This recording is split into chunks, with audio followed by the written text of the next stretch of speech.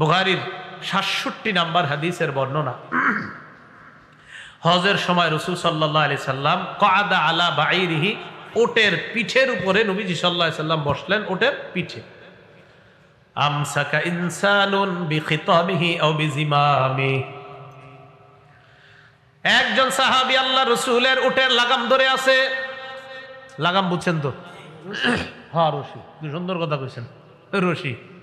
রশিটা ধরে রাখছে। আমরা গরু রাখি, ছাগল রাখি না, এরকম এরকম ধরে রাখছে। নবীজি ওটের উপর বসা, আল্লাহ নবীর ওই ওটের লাগাম ধরে রাখছে, রশি ধরে রাখছে একজন। সাহাবাদেরকে আল্লাহ নবী বললেন, আইয়ু ইয়াউমিন হাযা, সাহাবারা বলো আজকে কোন দিন? জিলহজ মাসের 10 তারিখে বলেন তো আমরা কি বার, কোন দিন জানি? কোরবানির দিন। সাহাবাদেরকে আল্লাহ নবী বললেন, ও সাহাবারা বলো আজকে কোন দিন? সাহাবারা সবাই চুপ হয়ে রইলেন।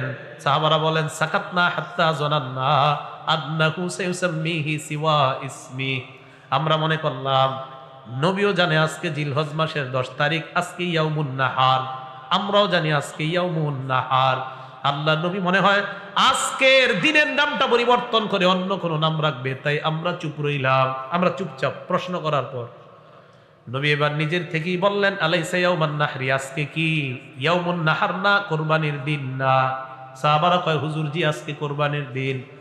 এরপর প্রশ্ন করলেন, আইয়ু শাহরিন হাদা, এটা কোন মাস বলেন তো? কোরবানি হয় কোন মাসে? কোন মাসে? সাহাবারা বলেন, সাকাতনা হাত্তা জানান্না আন্নাহু সায়ুসাম্মিহি বিগাইরি ইসমি, আমরা চুপ রইলাম। আমরা মনে করলাম নবী মনে হয় এই মাসের নাম পরিবর্তন করে রাখবেন, কারণ নবীও জানে এটা জিলহজ মাস, আমরাও জানি এটা জিলহজ মাস। সবার চুপ রইছে। এবার আল্লাহ নবী বললেন, আলাইসা বিজিল হিজ্জা, এটা কি জিলহজ মাস না? সাহাবারা বললেন, জি হুজুর এটা জিলহজ মাস। আল্লাহ নবী বললেন, সাহাবারা শোনো, ইন্না দিমাআকুম ওয়া আমওয়ালাকুম ওয়া আ'রাদাকুম হারামুন বাইনাকুম কাহুরমাতি ইয়াউমিকুম হাযা ফি শাহরিকুম হাযা ফি বালাদিকুম হাযা। আল্লাহ নবী বলেন, যেমনি ভাবে এই মক্কা সম্মানিত, জিলহজ মাস সম্মানিত, আজকে জিলহজের দিন যেমন সম্মানিত, তেমনি ভাবে আমি নবী তোমাদের জন্য এক মুসলমানের রক্ত অপর মুসলমানের কাছে, এক মুসলমানের সম্পদ অপর মুসলমানের কাছে, এক মুসলমানের ইজ্জত আরেক মুসলমানের কাছে, এই মক্কার সম্মানের মতো আমি সম্মানিত বলে ঘোষণা করলাম। মক্কা যেমন সম্মানিত, মুসলমানের রক্ত তোমার কাছে তেমন সম্মানিত। মক্কা যেমন সম্মানিত, মুসলমানের সম্পদ তেমন সম্মানিত।